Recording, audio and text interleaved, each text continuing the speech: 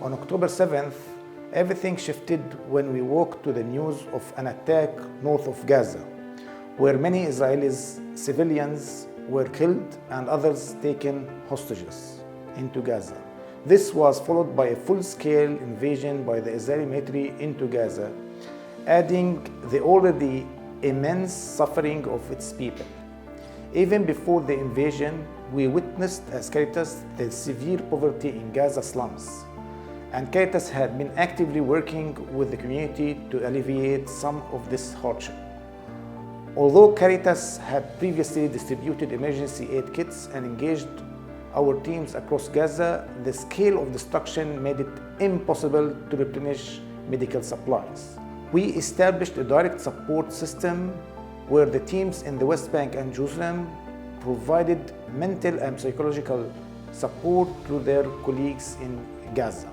In October and November, all Càritas staff were deeply traumatized by the loss of our colleagues, Viola and Isam. May they rest in peace. In response, we launched a rapid intervention supported by many of our member organizations. Despite feeling overwhelmed, we continued to assist the community in November and December 2023.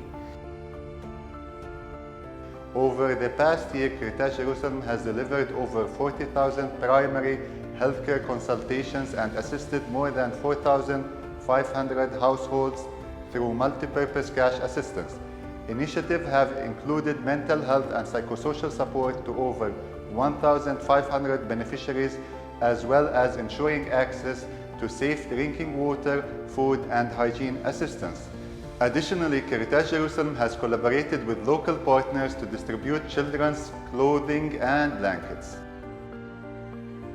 In Gaza, Càritas Jerusalem currently has 17 dedicated medical teams stationed at strategic locations and medical points, providing essential health